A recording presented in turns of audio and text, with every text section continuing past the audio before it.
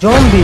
जरा सोचिए, किसी सुबह आप उठते हो और अपने स्कूल कॉलेज या ड्यूटी के लिए जैसे ही घर से बाहर निकलते हो तो वैसे ही आपके सामने आपको ज़ॉम्बी की पूरी सेना दिखाई दे और वो आप ही की तरफ आ रही हो। ऐसे सिचुएशन में आप क्या करोगे?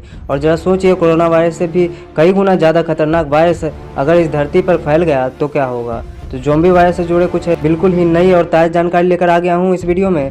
तो वीडियो बहुत ही खतरनाक और इंटरेस्टिंग होने वाली है, तो वीडियो को अंत तक जरूर देखना, जिससे आप भी ऐसे किसी भी खतरनाक वायरस के बारे में जान सको।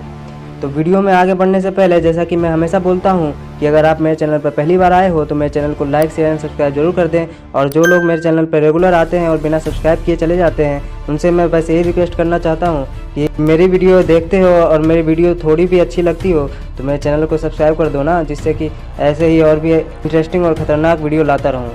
तो अब ज़्यादा टाइम वेस्ट ना करते हुए सीधा चलते हैं आज के अपने ज़ॉम्बी बाबा के खतरनाक टॉपिक पर।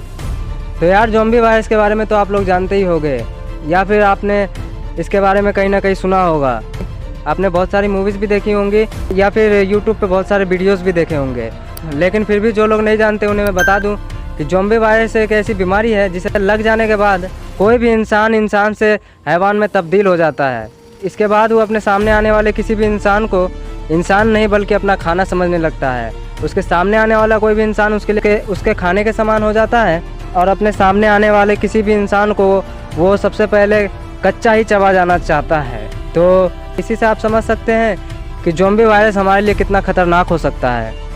तो ज़रा सोचिए, अगर ऐसी कोई भी वायरस हमारे आसपास में फैलती है तो ये मेरे और आपके लिए कितना बुरा हो सकता है। अभी हाल ही में कोरोना वायरस जैसे इतने भयंकर वायरस से हम निकल भी नहीं पाए हैं और अब रिसर्चरों को ज़ॉम्बी वायरस हाथ लगा है। तो अब आपको थोड़ी सी डीप फैक्ट बता दूं इसके बारे में कि आखिर ये वायरस कहाँ से मिला, कैसे मिला, क्यों मिला। तो ये वायरस परमाफ्रॉस्ट के अंदर मिला है। अब ये परमाफ्रॉस्ट क्या है? परमाफ्रॉस्ट बर्फ़ का वो कंडीशन होता है जो कि बहुत ज़्यादा सख्त होता है, जिसके कि पिघलने के चांसेस बहुत ज़्यादा कम होते हैं। बहुत ही रेयर कंडीशन में ये बर्फ़ पिघलता है और इसी के पिघलने की वजह से ही वायरस अस्तित्व में आया है। तो ये बर्फ़ जो है आखिरकार पिघला क्यों और कैसे पिघला, तो इसके जिम्मेदार हम इंसान ही हैं। तो देखा जाए तो पिछले कुछ सालों में ग्लोबल वार्मिंग इतनी ज़्यादा बढ़ गई है कि जिसके वजह से कि अर्थ का टेम्परेचर बहुत ज़्यादा हाई होने लग गया है। तो इसी हाई टेम्परेचर की वजह से बर्फ़ पिघलने लग गए हैं और ऐसे ऐसे बर्फ़ भी पिघलने लगे हैं जिसका कि पिघलना लगभग ही नामुमकिन था।